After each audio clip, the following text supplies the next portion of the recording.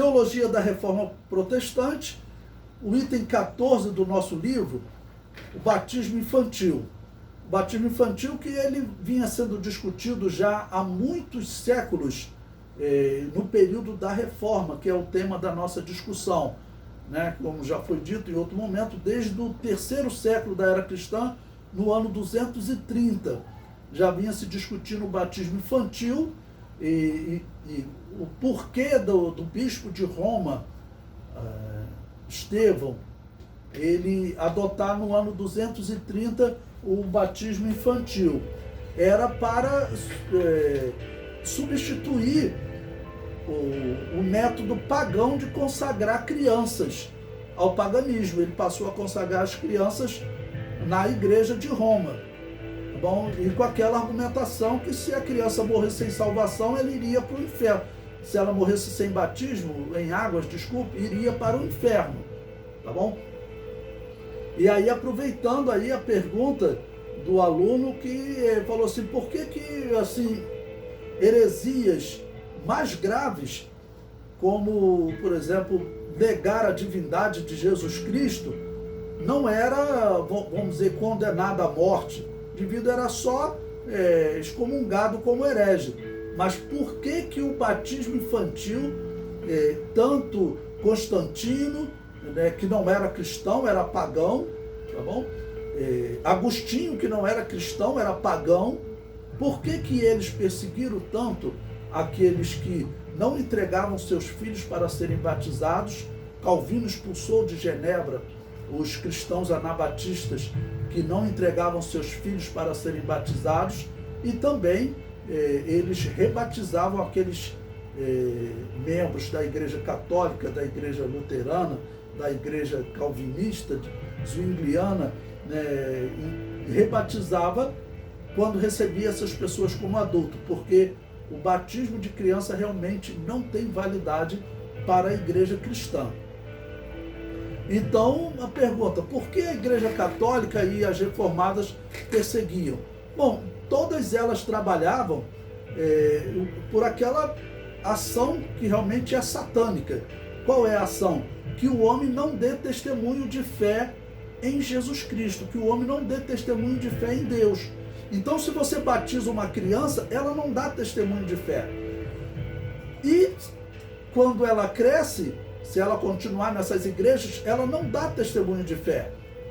Pelo menos não dá como a Bíblia ordena, que é através do batismo em águas. Porque a igreja presbiteriana, a igreja calvinista, ela diz que os seus membros, quando adultos, eles dão um testemunho de fé.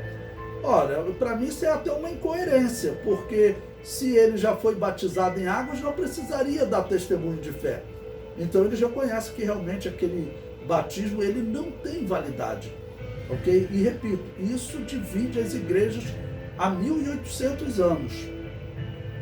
O comentário do nosso livro diz: a Igreja Católica adotou oficialmente o batismo de criança no Concílio de Cartago, em 411 d.C.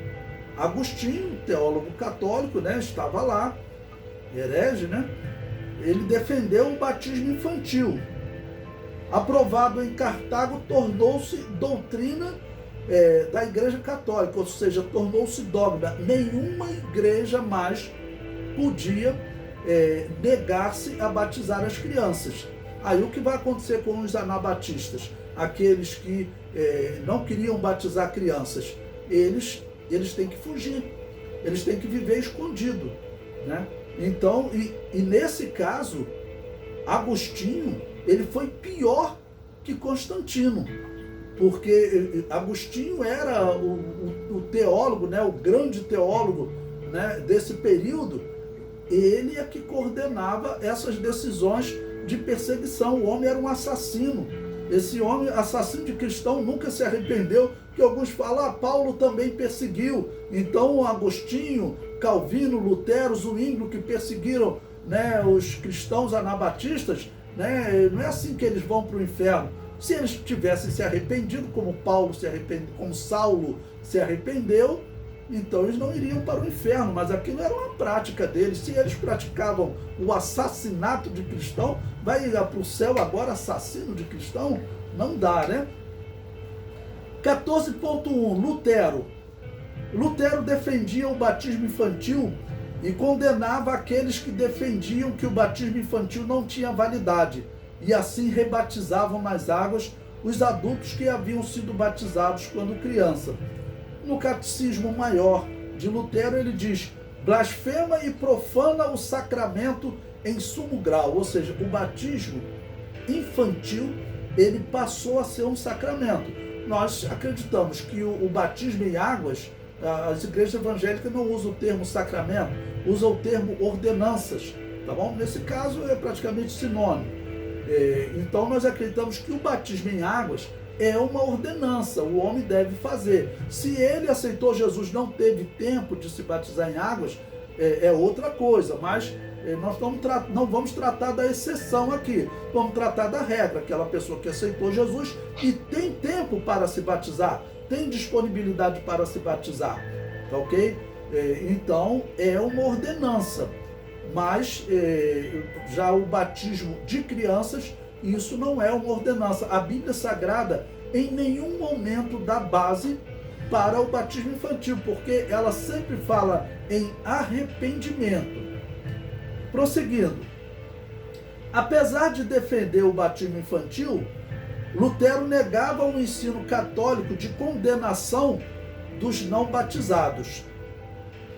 No livro Teologia da Reforma Protestante, de George, ele diz: Lutero rejeitava a ideia amplamente aceita na Idade Média de que os bebês não batizados iam para o limbo, o nível superior do inferno, que mesmo não sendo um lugar de tormentos severos, era seu lar eterno, né? Então, Lutero, pelo menos, negava essa parte que a Igreja Católica afirmava.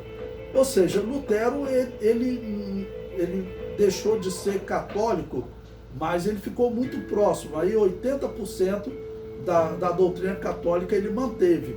Tanto que hoje as igrejas luteranas, elas já assinaram aí em 1999, depois de 2017, confirmaram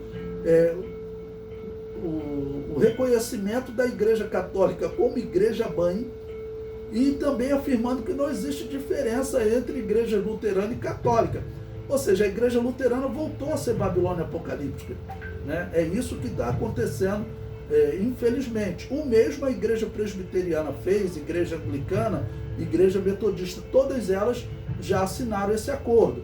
Ou seja, o anticristo se manifestando no mundo e sendo Papa, como tudo indica que é o falso profeta, né?